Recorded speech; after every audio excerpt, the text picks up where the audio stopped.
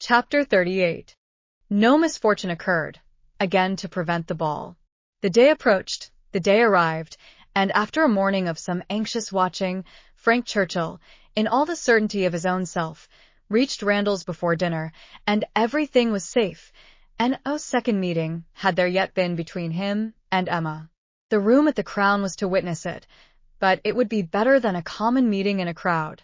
Mr. Weston had been so very earnest in his entreaties for her arriving there as soon as possible after themselves, for the purpose of taking her opinion as to the propriety and comfort of the rooms before any other persons came, that she could not refuse him, and must therefore spend some quiet interval in the young man's company. She was to convey Harriet, and they drove to the Crown in good time, the Randalls party just sufficiently before them. Frank Churchill seemed to have been on the watch, and though he did not say much, his eyes declared that he meant to have a delightful evening. They all walked about together, to see that everything was as it should be, and within a few minutes were joined by the contents of another carriage, which Emma could not hear the sound of at first, without great surprise. So unreasonably early, she was going to exclaim, but she presently found that it was a family of old friends, who were coming, like herself, by particular desire, to help Mr. Weston's judgment, and they were so very closely followed by another carriage of cousins, who had been entreated to come early, with the same distinguishing earnestness, on the same errand, that it seemed as if half the company might soon be collected together for the purpose of preparatory inspection. Emma perceived that her taste was not the only taste on which Mr. Weston depended, and felt that to be the favorite and intimate of a man who had so many intimates and confidants was not the very first distinction in the scale of vanity. She liked his open manners, but a little less of open-heartedness would have made him a higher character. General benevolence, but not general friendship, made a man what he ought to be. She could fancy such a man. The whole party walked about, and looked, and praised again, and then, having nothing else to do, formed a sort of half-circle round the fire, to observe in their various modes, till other subjects were started, that, though a fire in the evening was still very pleasant, Emma found that it was not Mr. Weston's fault that the number of privy councillors was not yet larger. They had stopped at Mrs. Bates's door to offer the use of their carriage, but the aunt and niece were to be brought by the Eltons. Frank was standing by her, but not steadily. There was a restlessness, which shewed a mind not at ease. He was looking about, he was going to the door, he was watching for the sound of other carriages, impatient to begin, or afraid of being always near her. Mrs. Elton was spoken of. "I think she must be here soon," said he. "I have a great curiosity to see Mrs. Elton. I have heard so much of her. It cannot be long, I think, before she comes." A carriage was heard. He was on the move immediately, but coming back, said, "I am forgetting that I am not acquainted with her. I have never seen either Mr. or Mrs. Elton. I have no business to put myself forward." Mr. and Mrs. Elton appeared, and all the smiles and the proprieties passed. "But Miss Bates and Miss Fairfax," said Mr. Weston, looking about. "We thought you were to bring them." The mistake had been slight. The carriage was sent for them now. Emma longed to know what Frank's first opinion of Mrs. Elton might be, how he was affected by the studied elegance of her dress, and her smiles of graciousness. He was immediately qualifying himself to form an opinion, by giving her very proper attention. After the introduction had passed, in a few minutes the carriage returned. Somebody talked of rain. "I will see that there are umbrellas, sir," said Frank to his father. "Miss Bates must not be forgotten," and away he went. Mr. Weston was following, but Mrs. Elton detained him, to gratify him by her opinion of his son, and so briskly did she begin, that the young man himself, though by no means moving slowly, could hardly be out of hearing. "A very fine young man indeed, Mr. Weston. You know I candidly told you I should form my own opinion, and I am happy to say that I am extremely pleased with him. You may believe me. I never compliment. I think him a very handsome young man, and his manners are precisely what I like and approve. So truly the gentleman, without the least conceit or puppyism. You must know I have a vast dislike to puppies, quite a horror of them. They were never tolerated at Maple Grove. Neither Mr. Suckling nor me had ever any patience with them, and we used sometimes to say very cutting things. Selina, who is mild almost to a fault, bore with them much better. While she talked of his son, Mr. Weston's attention was chained, but when she got to Maple Grove, he could recollect that there were ladies just arriving to be attended to, and with happy smiles must hurry away. Mrs. Elton turned to Mrs. Weston. "I have no doubt of its being our carriage with Miss Bates and Jane. Our coachman and horses are so extremely expeditious. I believe we drive faster than anybody. What a pleasure it is to send one's carriage for a friend. I understand you were so kind as to offer, but another time it will be quite unnecessary. You may be very sure I shall always take care of them." Miss Bates and Miss Fairfax, escorted by the two gentlemen, walked into the room, and Mrs. Elton seemed to think it as much her duty as Mrs. Weston's to receive them. Her gestures and movements might be understood by anyone who looked on like Emma, but her words, everybody's words, were soon lost under the incessant flow of Miss Bates, who came in talking, and had not finished her speech under many minutes after her being admitted into the circle at the fire. As the door opened she was heard, "So very obliging of you. No rain at all. Nothing to signify. I do not care for myself. Quite thick shoes." And Jane declares, well, as soon as she was within the door, well, this is brilliant indeed. This is admirable. Excellently contrived, upon my word. Nothing wanting. Could not have imagined it. So well lighted up. Jane, look. Did you ever see anything? Oh, Mr. Weston, you must really have had Aladdin's lamp. Good Mrs. Stokes would not know her own room again. I saw her as I came in. She was standing in the entrance. Oh, Mrs. Stokes, said I, but I had not time for more. She was now met by Mrs. Weston. Very well. I thank you, ma'am. I hope you are quite well. Very happy to hear it. So, afraid you might have a headache, seeing you pass by so often, and knowing how much trouble you must have. Delighted to hear it indeed. Ah, dear Mrs. Elton, so obliged to you for the carriage. Excellent time. Jane and I quite ready. Did not keep the horses a moment. Most comfortable carriage, oh. And I am sure our thanks are due to you, Mrs. Weston, on that score.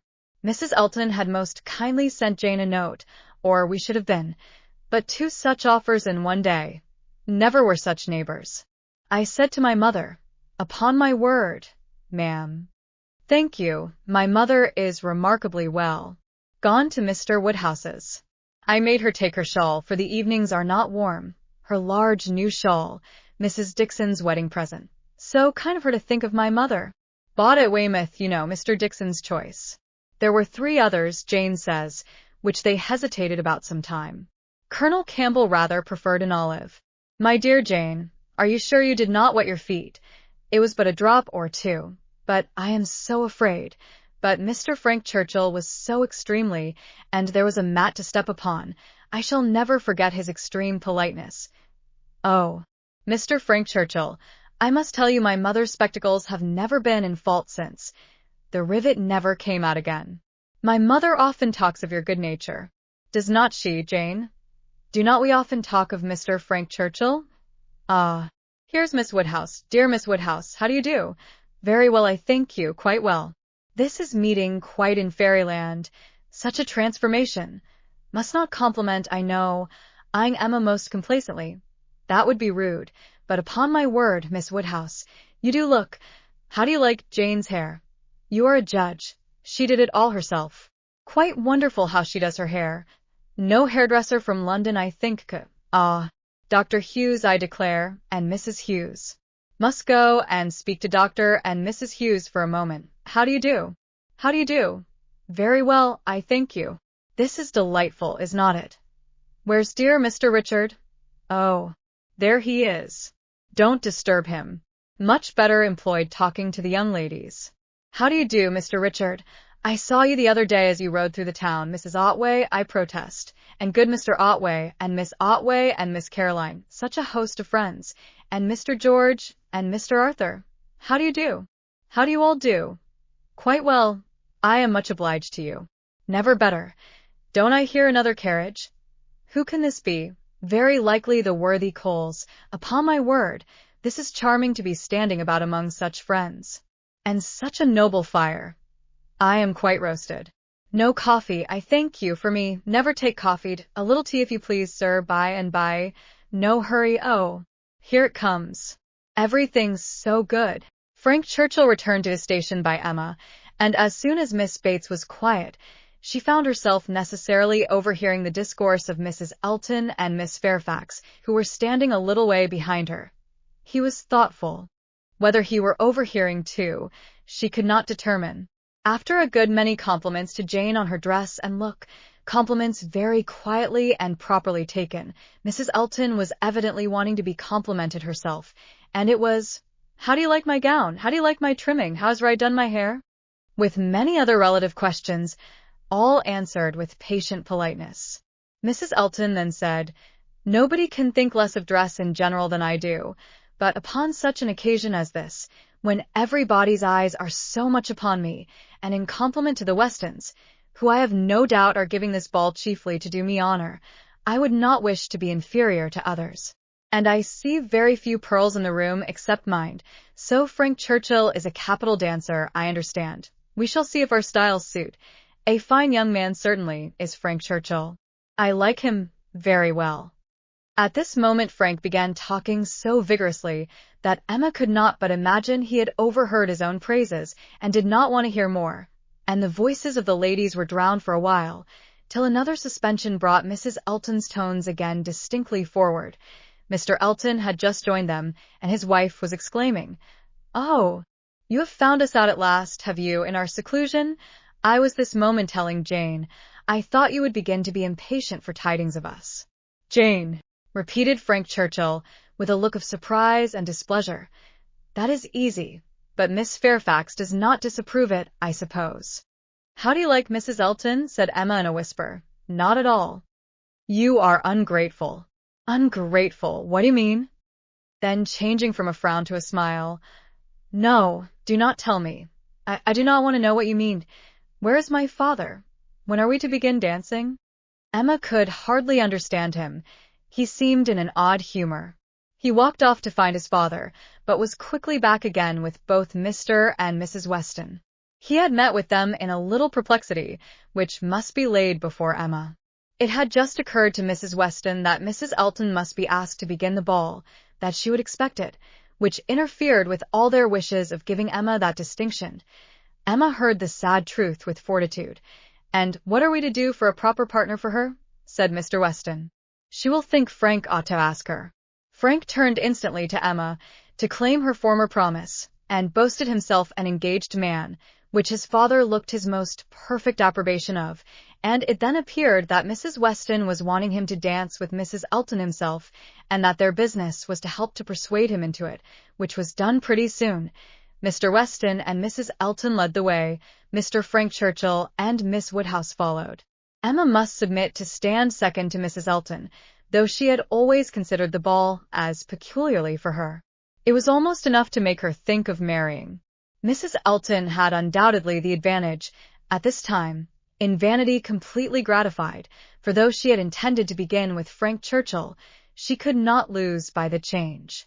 Mr. Weston might be his son's superior. In spite of this little rub, however, Emma was smiling with enjoyment, delighted to see the respectable length of the set as it was forming, and to feel that she had so many hours of unusual festivity before her. She was more disturbed by Mr. Knightley's not dancing than by anything else. There he was, among the standers-by, where he ought not to be. He ought to be dancing, not classing himself with the husbands and fathers and whist players, who were pretending to feel an interest in the dance till their rubbers were made up. So young as he looked, he could not have appeared to greater advantage perhaps anywhere than where he had placed himself. His tall, firm, upright figure, among the bulky forms and stooping shoulders of the elderly men, was such as Emma felt must draw everybody's eyes, and, excepting her own partner, there was not one among the whole row of young men who could be compared with him. He moved a few steps nearer, and those few steps were enough to prove in how gentlemanlike a manner, with what natural grace, he must have danced. Would he but take the trouble. Whenever she caught his eye, she forced him to smile. But, in general, he was looking grave. She wished he could love a ballroom better, and could like Frank Churchill better. He seemed often observing her. She must not flatter herself that he thought of her dancing, but if he were criticizing her behavior, she did not feel afraid. There was nothing like flirtation between her and her partner. They seemed more like cheerful, easy friends than lovers. That Frank Churchill thought less of her than he had done was indubitable. The ball proceeded pleasantly. The anxious cares, the incessant attentions of Mrs. Weston were not thrown away. Everybody seemed happy, and the praise of being a delightful ball, which is seldom bestowed till after a ball has ceased to be, was repeatedly given in the very beginning of the existence of this. Of very important, very recordable events, it was not more productive than such meetings usually are. There was one, however, which Emma thought something of. The 2 last dances before supper were begun, and Harriet had no partner, the only young lady sitting down, and so equal had been hitherto the number of dancers, that how there could be any one disengaged was the wonder. But Emma's wonder lessened soon afterwards, on seeing Mr. Elton sauntering about. He would not ask Harriet to dance if it were possible to be avoided. She was sure he would not, and she was expecting him every moment to escape into the card-room. Escape, however, was not his plan. He came to the part of the room where the sitters-by were collected, spoke to some, and walked about in front of them, as if to shew his liberty, and his resolution of maintaining it. He did not omit being sometimes directly before Miss Smith, or speaking to those who were close to her. Emma saw it. She was not yet dancing. She was working her way up from the bottom, and had therefore leisure to look around, and by only turning her head a little she saw it all. When she was halfway up the set, the whole group were exactly behind her, and she would no longer allow her eyes to watch.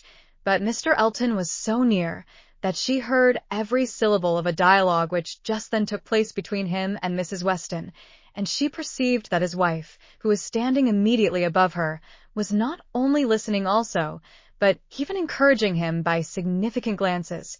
The kind-hearted, gentle Mrs. Weston had left her seat to join him and say, "Do not you dance, Mr. Elton?" To which his prompt reply was, "Most readily, Mrs. Weston, if you will dance with me." "Me? Oh, no. I would get you a better partner than myself. I am no dancer." "If Mrs. Gilbert wishes to dance," said he, "I shall have great pleasure, I am sure, for, though beginning to feel myself rather an old married man, and that my dancing days are over, it would give me very great pleasure at any time to stand up with an old friend like Mrs. Gilbert. Mrs. Gilbert does not mean to dance, but there is a young lady disengaged whom I should be very glad to see dancing, Miss Smith." "Miss Smith? Oh, I had not observed. You are extremely obliging, and if I were not an old married man, but my dancing days are over, Mrs. Weston. You will excuse me.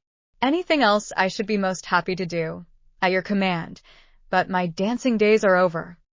Mrs. Weston said no more, and Emma could imagine with what surprise and mortification she must be returning to her seat. This was Mr. Elton, the amiable, obliging, gentle Mr. Elton. She looked round for a moment. He had joined Mr. Knightley at a little distance, and was arranging himself for settled conversation, while smiles of high glee passed between him and his wife. She would not look again. Her heart was in a glow, and she feared her face might be as hot. And another moment a happier sight caught her. Mr. Knightley leading Harriet to the set. Never had she been more surprised, seldom more delighted, than at that instant. She was all pleasure and gratitude, both for Harriet and herself, and longed to be thanking him, and though too distant for speech, her countenance said much. As soon as she could catch his eye again, his dancing proved to be just what she had believed it, extremely good, and Harriet would have seemed almost too lucky, if it had not been for the cruel state of things before, and for the very complete enjoyment and very high sense of the distinction which her happy features announced. It was not thrown away on her. She bounded higher than ever, flew farther down the middle, and was in a continual course of smiles. Mr. Elton had retreated into the card-room, looking, Emma trusted, very foolish. She did not think he was quite so hardened as his wife, though growing very like her. She spoke some of her feelings by observing audibly to her partner, "Knightley has taken pity on poor little Miss Smith. Very good-natured, I declare." Supper was announced. the move began, and Miss Bates might be heard from that moment, without interruption, till her being seated at table and taking up her spoon. Jane, my dear Jane, where are you? Here is your tippet. Mrs. Weston begs you to put on your tippet. She says she is afraid there will be draughts in the passage, though everything has been done. One door nailed up, quantities of matting. My dear Jane, indeed you must. Mr. Churchill, oh, you are too obliging. How will you put it on? So gratified. Excellent dancing indeed.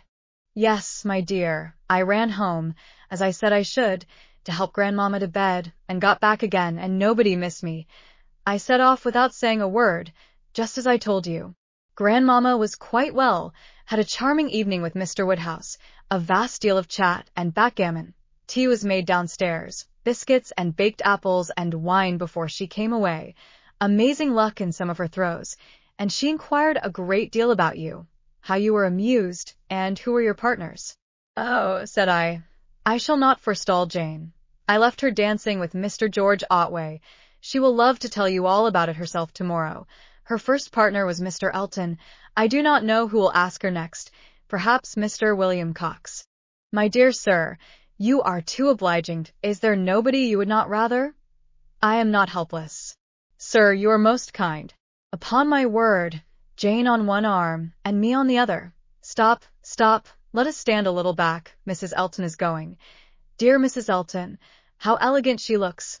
Beautiful lace. Now we all follow in her train. Quite the queen of the evening.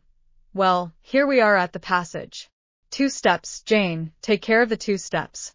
Oh. No, there is but one. Well, I was persuaded there were 2. How very odd.